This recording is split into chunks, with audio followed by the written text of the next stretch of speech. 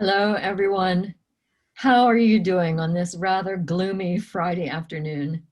I find myself looking forward to the promise of sunshine tomorrow. We have been taking stock here together, the three of us, and while nothing we're about to name seems very new, it feels important to name once again some of the many stressors we are all living with these days, for they really do take a toll on us, even as we keep adjusting and finding our way.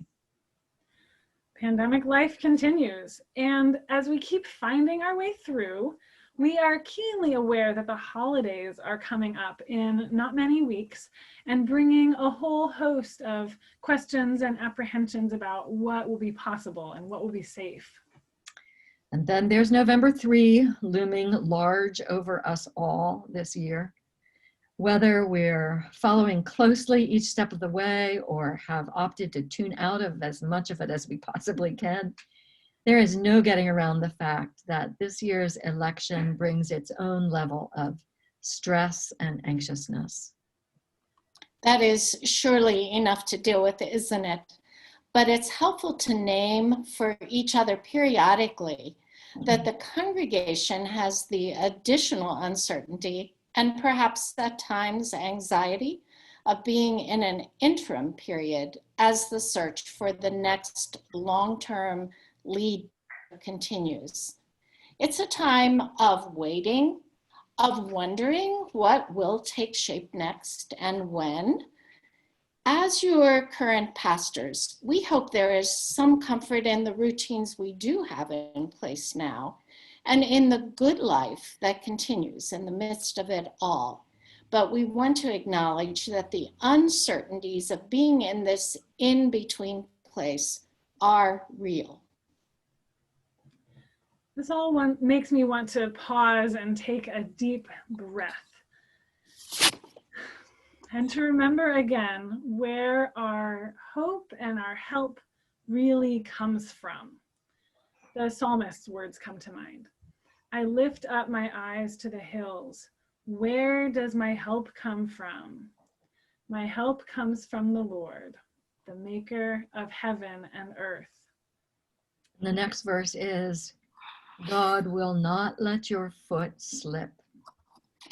In all that we are going through, may we keep taking a deep breath and remembering that God is with us, God is among us, and God's intent for us always, always is to bring about good. We're thinking that this coming week will be a good time for us to take a collective congregational deep breath of remembering God's presence and faithfulness. You'll see in this week's newsletter a note from the church board that this week all regularly participating households will be receiving in the mail a summary of the results of the welcoming survey that was conducted this summer. So that reminds us again of something that is hard in our life together, and even harder in this time of not being together in the ways that we would like to be. Our prayer is that as we look in the mirror together, for in a lot of ways that really is what the survey is, holding up the mirror and seeing something about who we are as a congregation right now. Our prayer is that as we hold up the mirror, we will also catch the light and the warmth and the promise of God's presence with us to help us stay with each other in love, to help us feel our feelings and think our thoughts honestly.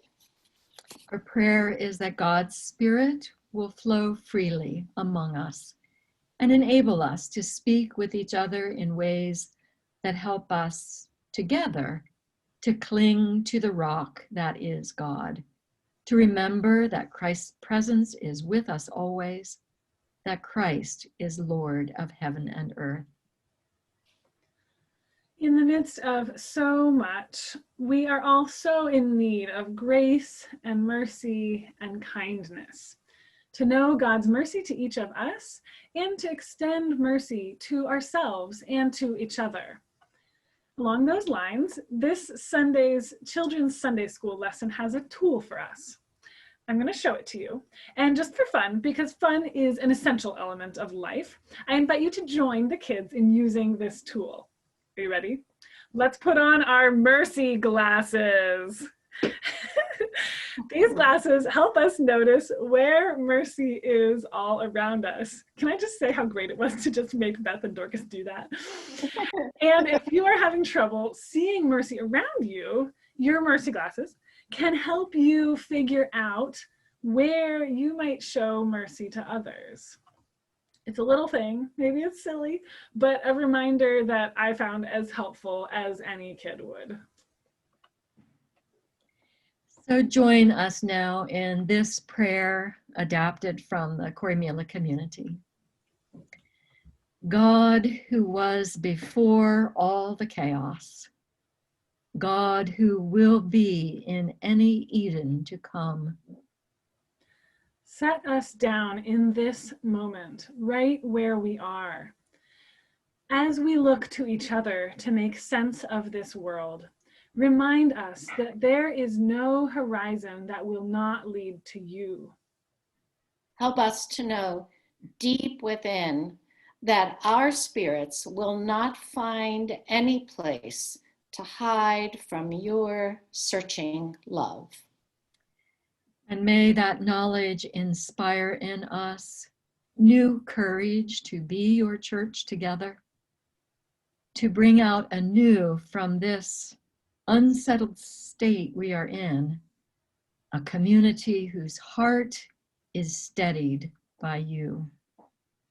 Amen. We are here for you.